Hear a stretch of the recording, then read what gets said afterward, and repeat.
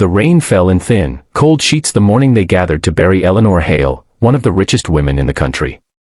The church parking lot glittered with black SUVs, polished shoes, and umbrellas held by assistants who whispered about stock prices and inheritances.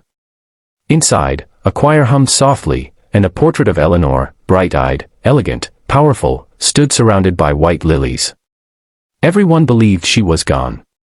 Everyone except the janitor. Samuel Ortiz stood in the back corner of the chapel, rainwater dripping from his sleeves. He wasn't supposed to be there.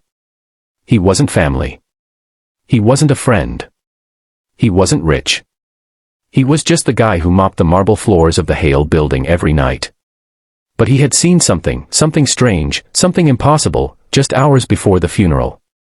And now, with the service minutes away from beginning, he felt his heartbeat pounding like a fist against his ribs. Because Samuel knew one thing with absolute certainty. Eleanor Hale was still alive. Before we jump into this incredible story, remember to subscribe, like, and comment to support the channel, Echoes of Dad. Your engagement helps us share more inspiring stories every week and keeps this community growing. Now, let's get back to the story. Samuel had worked night shifts for most of his life. He liked the quiet. He liked that no one looked down on him when he worked after hours. Most people never even noticed the janitor except Eleanor. Every evening around 10 p.m., she passed through the hall on her way to the elevator. Unlike others, she always greeted him, kindly, genuinely. "Evening, Sam," she'd say. "Evening, ma'am," he'd reply. Sometimes she brought him leftover pastries from meetings. Sometimes she asked about his daughter, Maria, who was studying nursing. And sometimes, on rare nights when she stayed late, she talked to him about her fears, her dreams, and her growing loneliness after her husband passed. To the world she was a billionaire, a philanthropist, a titan of business. To Samuel, she was simply a kind woman with tired eyes. That's why, when her secretary announced her sudden death from cardiac arrest, Samuel felt a sinking weight in his stomach. He had seen her the night before, alive, alert, warm. Something didn't sit right, but he didn't know what to do.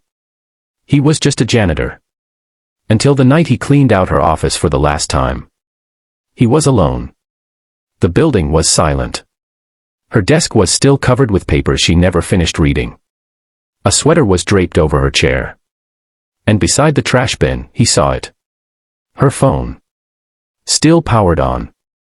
He picked it up, planning to hand it to security, when suddenly the screen lit up with a voice message. Automatically, the message played.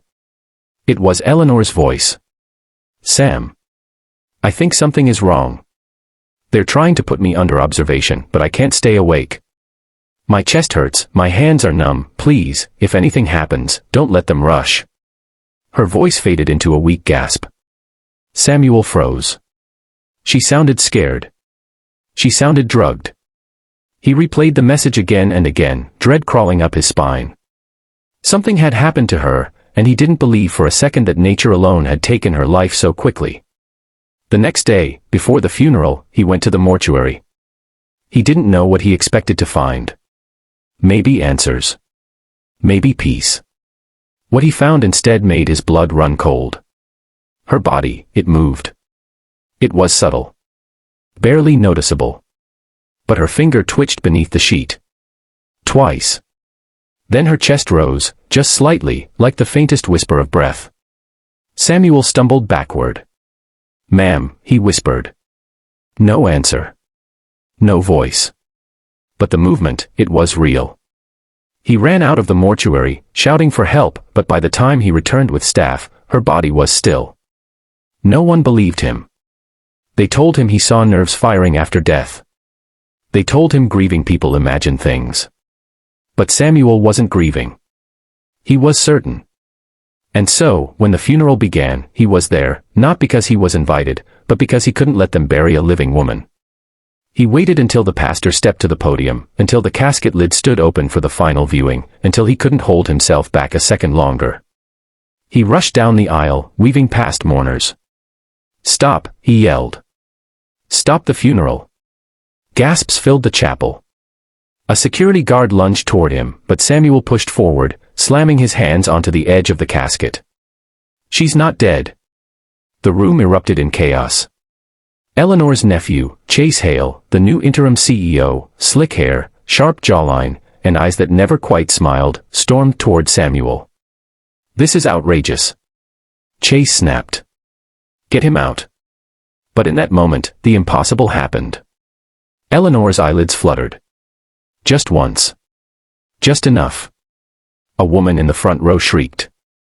A doctor who had attended the service rushed forward. The pastor staggered back in shock. "Call an ambulance," someone shouted. Chase's face drained of color. The doctor leaned over Eleanor, checking her pulse. His hands trembled. "She's alive," he whispered. "Dear God, she's alive." Samuel felt his knees weaken. Relief washed over him like warm sunlight after a long storm. Paramedics arrived within minutes. They lifted Eleanor from the casket, placing her on a stretcher. She was pale, cold, barely breathing, but alive. As they pushed her toward the ambulance, her eyes opened the slightest bit, and she looked at Samuel. He leaned closer, barely daring to speak. "You're okay now, ma'am," he murmured. "I'm here." Her lips moved. Softly. Slowly. "Thank you." And then she closed her eyes again as the doors shut behind her. Eleanor spent 3 days in the ICU. Her condition had been misdiagnosed, or worse, ignored. She had slipped into a coma after a medication error, and the mortuary declared her dead after failing to detect faint vital signs. A cascade of small mistakes nearly cost her life. But thanks to Samuel's insistence, she survived. When she finally regained full consciousness, the first person she asked to see wasn't family. It wasn't Chase. It wasn't the doctor. It was Samuel. He walked into her hospital room awkwardly, hat in hand.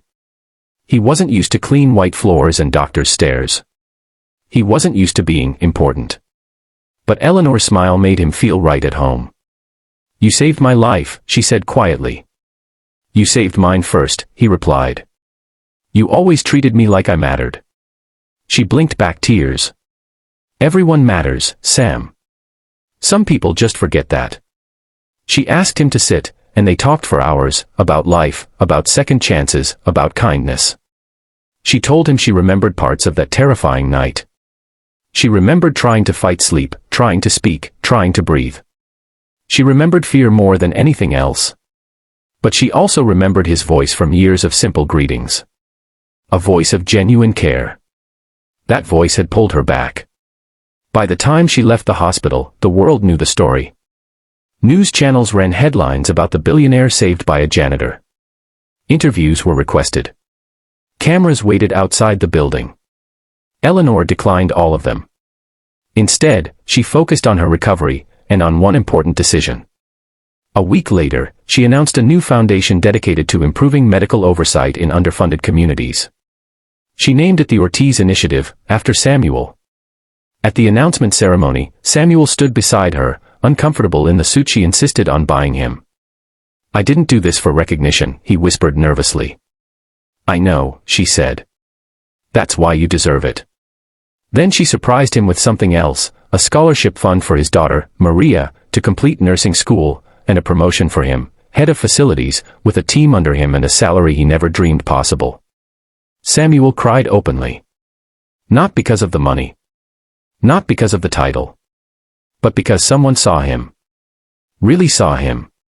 Just like he had seen her months past. Eleanor returned to work slow and steady. Samuel settled into his new role. And every morning at 9 a.m., they met in the same hallway where they used to cross paths years before. "Morning, Sam," she'd say. "Morning, ma'am," he'd reply. But now, they shared something deeper, gratitude, trust, and a bond built on kindness. And sometimes, late in the evening, Eleanor would stop by the janitorial lounge, still humble, still warm, and sit with him while he finished paperwork. "You know," she said once, sipping tea, "the world thinks I owe you my life." "You don't owe me anything," he answered. She smiled softly. "Maybe not. But I want to live in a world where kindness is recognized. Where people don't get ignored. Where everyone, and I mean everyone, is seen." Samuel nodded. Because he believed the same thing. In the end, this story isn't about a billionaire or a janitor.